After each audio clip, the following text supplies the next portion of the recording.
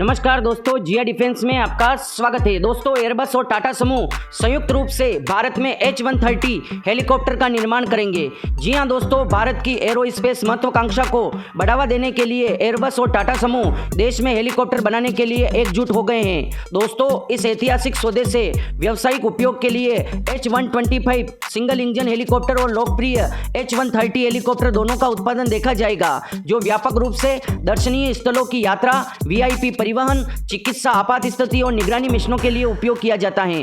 दोस्तों, शुक्रवार को आधिकारिक तौर पर घोषित की जाने वाली रणनीतिक साझेदारी भारत फ्रांस रणनीतिक साझेदारी की 25वीं वर्षगांठ मनाने के लिए फ्रांसीसी राष्ट्रपति इमैनुअल मैक्रोन की यात्रा के साथ मेल खाती है। यह सहयोग विमान क्षेत्र में आत्मनिर्भरता की भारत की खोज में एक महत्वपूर्ण कदम है और भारत और फ्रांस के बीच लंबे समय से चले आ रहे संबंधों को मजबूत करता है।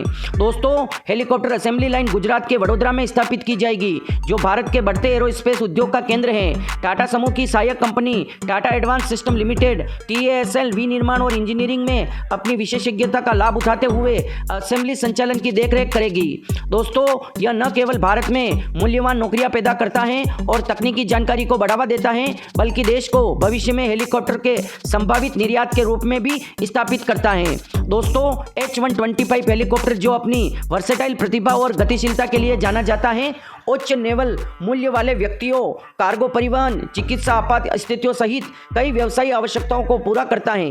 भारत में ऐसी सेवाओं की बढ़ती मांग के साथ H-125 के स्थानीय उत्पादन से ग्राहकों को लागत, लाभ और त्वरित डिलीवरी समय मिलने की उम्मीद है।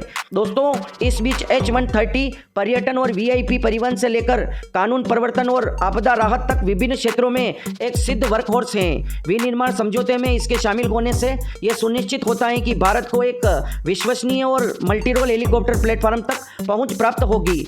दोस्तों, यह साझेदारी एयरबस और टाटा समूह के बीच गहरे रणनीतिक सहयोग का प्रतीक है। दोनों संस्थाएं पहले से ही भारतीय वायुसेना के लिए C-295 परिवहन विमान बनाने के लिए ज्वाइंट वेंचर में प्रवेश कर चुकी हैं, जिससे भारत की रक्षा और एरोस्पेस लक्ष्यों के प्रति उनके कमिटमेंट को और भी मजबूत हो गई है। दोस्तों, एयरबस और टाटा हेलीकॉप्टर विनिर्माण सौदा सभी हितधारकों के लिए लाभप्रद स्थिति का प्रतिनिधित्व करता है। यह भारत की घरेलू क्षमताओं को मजबूत करता है और एयरबस को तेजी से बढ़ते भारतीय बाजार में रणनीतिक पकड़ प्रदान करता है और एक मूल्यवान साझेदारी बनाता है, जो विमान क्षेत्र में भविष्य के सहयोग का मार्ग प्रशस्त कर सकता है। जैसे ही हेलीकॉप्टर वडोदरा से उड़ान भरते हैं, वह न केवल आसमान में भारत की बढ़ती महत्वाकांक्षाओं का, बल्कि फ्रांस और भारत के बीच गहरे होते रणनीतिक संबंधों का भी प्रतीक है।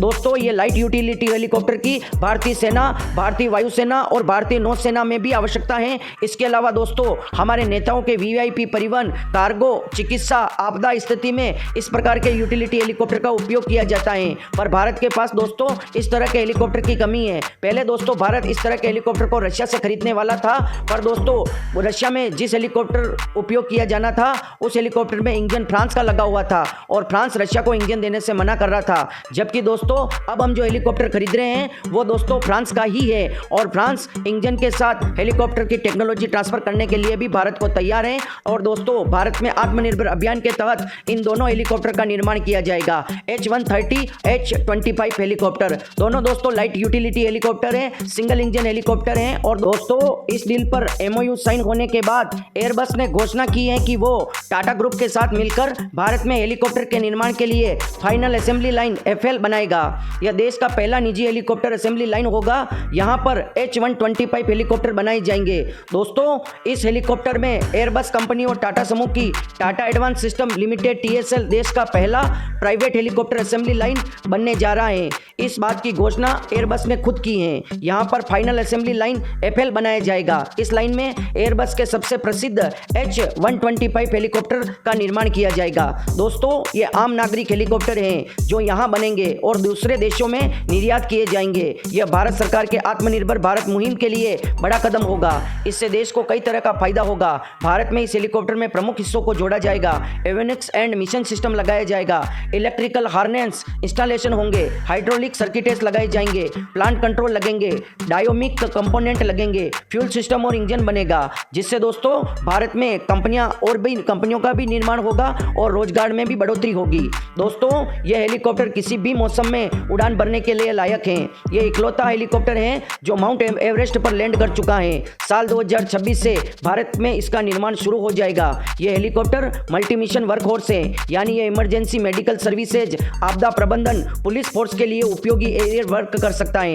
दोस्तों भारत में अब हमारी पुलिस फोर्स आतंकवादियों को भी पकड़ने लगी है, इसलिए दोस्तों पूरे भारत में हमारी पुलिस फोर्स के लिए कोई भी हेलीकॉप्टर नहीं है, उनको सेना से लेना पड़ता है। पर दोस्तों इस हेलीकॉप्टर के आ जाने के बाद हमारी पुलिस फोर्स के पास भी अमेरिकन पुलिस की तरह हेलीकॉप्टर होगा। दोस्तों इस हेलीकॉप्टर में 6 लोग बैठ सकते हैं। इस हेलीकॉप्टर को यूरोकॉप्टर भी बुलाते हैं। इसमें 2 वेरिएंट है, इसके एक ही पायलट उड़ाता है। यह 35.10 फीट लंबे इस हेलीकॉप्टर की ऊंचाई 10.4 फीट है। अधिकतम टेक ऑफ वजन 2250 किलोग्राम है। यह एक सिंगल इंजन वाला हेलीकॉप्टर है। इसके रोटर का व्यास 35.1 फीट है।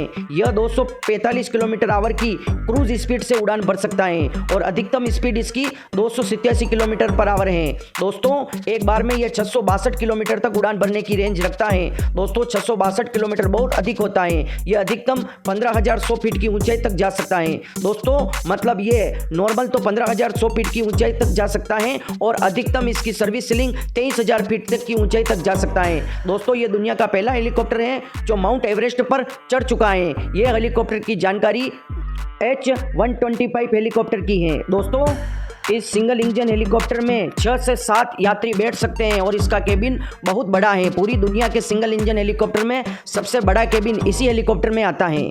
दोस्तों अभी आपको H-125 हेलीकॉप्टर के बारे में जानकारी दी गई, उसकी खासियत और विशेषताओं के बारे में बताया गया। अब दोस्तों आपको H-130 हेलीकॉप्टर के बारे में जानकारी दे देते हैं, क्योंकि ये दोनों प्रकार के हेलीकॉप्टर का निर्माण भारत में किया जाएगा। दोस्तों एयरबस का यूरोकॉप्टर H-130 एक लाइट यूटिलिटी हेलीकॉप्टर है। दोस्तों यूरोकॉप्टर EC-130 यूरोक्विल परिवार का हिस्सा है। यह यूरोपीय निर्माता यूरोकॉप्टर द्वारा निर्मित एक हल्का 7 से 8 सीट वाला सिंगल इंजन हेलीकॉप्टर है। दोस्तों यूरोकॉप्टर EC-130 एक वाइडर फ्यूसलाज मतलब व्यापक धड़ और एक फेनेस्ट्रोल ट्रोल रेटर के साथ आता है। दोस्तों इसमें एक पायलट होते हैं और यात्रियों की संख्या 6 से 7 होती है। दोस्तों इसमें एक टर्बोशाफ्ट इंजन द्वारा शक्ति दी जाती है। इंजन का मॉडल का नाम टर्बोमेका एरियल 2B है। दोस्तों इंजन की शक्ति 632 किलोवाट है और अगर इसको हॉर्स पावर में करें तो 848 हॉर्स पावर की ताकत प्रदान करता है। दोस्तों इसकी अधिकतम क्रूज रफ्तार 241 किलोमीटर प्रति घंटा है और दोस्तों इसकी समुद्री मील में करें तो 150 मील प्रति घंटा है। दोस्तों इसकी अधिकतम गति 287 किलोमीटर प्रति घंटा है और 178 मील प्रति घंटे है। दोस्तों इसकी सर्विस सीलिंग 7010 मीटर से 23,000 अधिकतम सर्विस सीलिंग मतलब लास्ट अधिकतम ऊंचाई 23,000 फीट की ऊंचाई तक उड़ान भर सकता है। जितनी ऊंचाई पर 125 जा सकता है उतनी ऊंचाई पर भी ये H-130 हेलीकॉप्टर जा सकता है। दोस्तों इन दोनों हेलीकॉप्टर में ज़्यादा फर्क नहीं है बल्कि समानता बहुत अधिक है। दोस्तों इसके ऊपर चढ़ने की दर 698 मीटर पर मिनट है, मतलब 2290 फीट पर मिनट की दर से ये ऊपर चढ़ाई करता है। दोस्तों ये 644 किलोमीटर की रेंज तक उड़ान भर सकता है, 400 मील तक। ये खाली वजन इसमें 1360 किलोग्राम मतलब 2998 पाउंड है। अधिकतम भार इसका 2400 किलोग्राम मतलब 5291 पाउंड है। दोस्तों इसमें रोटर ब्लेड 3 होते हैं जिनको फेनेस्ट्रॉन पूंछ कहते हैं। मुख्य रोटर व्यास इसमें 10.69 मीटर मतलब 35.1 इंच है। ट्रेल रोटर व्यास 1 मीटर है मतलब 3 फीट 3 इंच है। रोटर डिस्क क्षेत्र 89.8 वर्ग मीटर मतलब 667 फीट स्क्वायर। इसकी धड़ की लंबाई 10.68 मीटर मतलब 35 फीट है।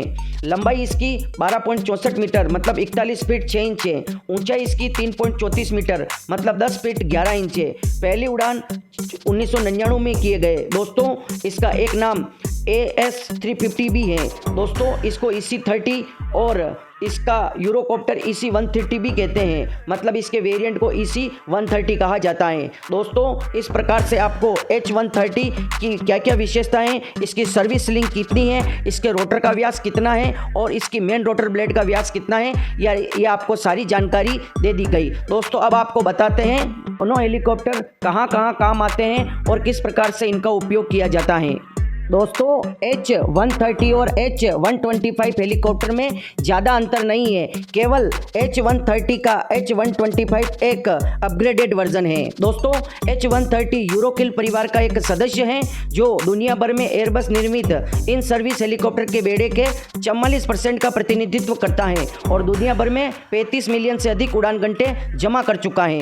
दोस्तों H-130 एक मध्यवर्ती सिंगल इंजन हेलीकॉप्टर है जो यात्री परिवहन, दर्शनीय स्थलों की यात्रा और वीआईपी कर्तव्यों के साथ साथ चिकित्सा, एयरलिफ्ट और निगरानी मिशनों के लिए तैयार किया गया है।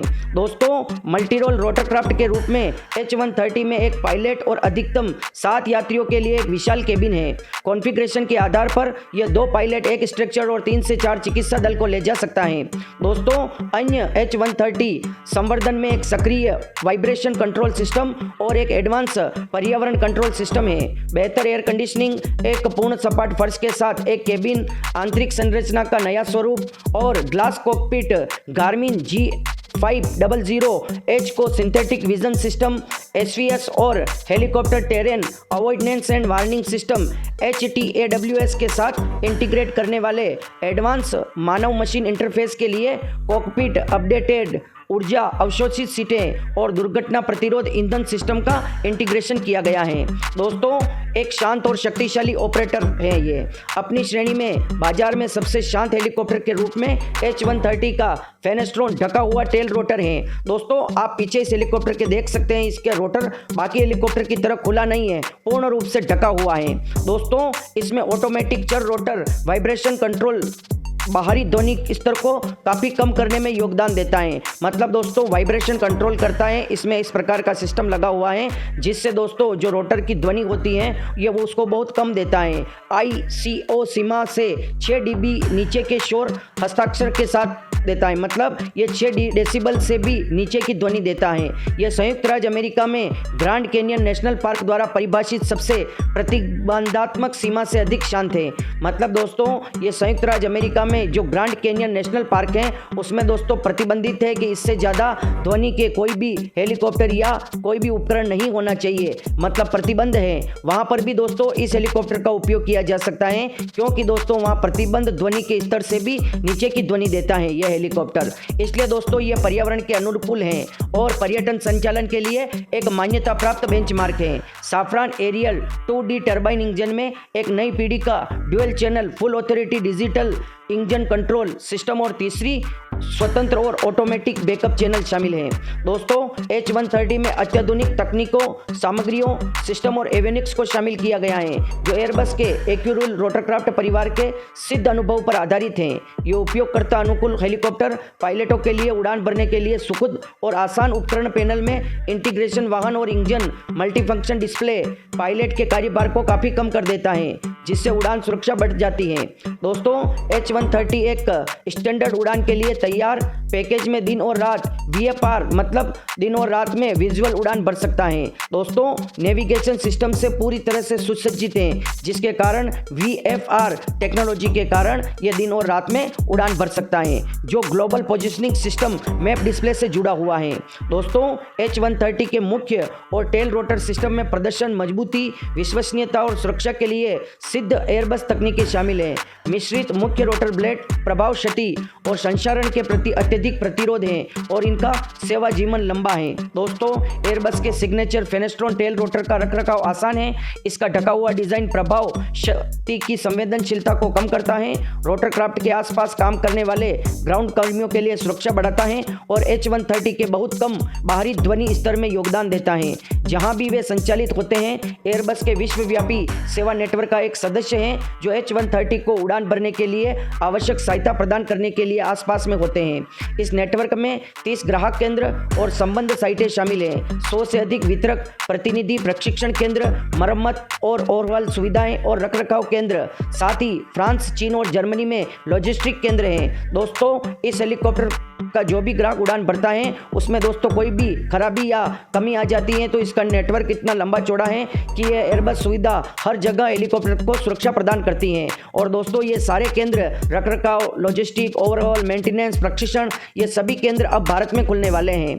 दोस्तों एयरबस ग्राहकों की सेवा में तकनीकी सहायता, कंपोनेंट मरम्मत और ओवरऑल से लेकर स्पेयर पार्ट समर्थन, तकनीकी प्रशिक्षण और प्रशिक्षण तक देती है। दोस्तों H130 का सरल डिजाइन, मिश्रित सामग्रियां और उपयोग और एयरबस के परिपक्व एकोरुल परिवार से लिया गया है। अनुभव, कम रखरखाव लागत और उच्च उपलब्ध दर में योगदान देता है। दोस्तों हेलीकॉप्टर में इंटीग्रेट एडवांस टेक्नोलॉजी पायलट और तकनीशियनों को उनके दैनिक रखरखाव कार्यों में मदद करती है, जिसमें वाहन और इंजन मल्टीफंक्शन डिस्प्ले द्वारा रिकॉर्ड किए गए रखरखाव डेटा तक पहुंच भी शामिल है। दोस्तों यह हेलीकॉप्टर में किस किस प्रकार की सुविधाएं होती हैं वो सारी जानकारी आपको दे दी गई है। वीडियो लंबा जरूर हो गया है पर आपको जानकारी देना भी हमेशा जरूरी रहता है, इसलिए दोस्तों वीडियो लंबा हो जाता है पर वीडियो को लाइक, शेयर और सब्सक्राइब करें और कमेंट बॉक्स में जय हिंद लिखकर हमारा मनोबल बढ़ाएं। और सभी के लिए ये खुशखबरी है, इसलिए सभी भाइयों को बधाई हो। धन्यवाद।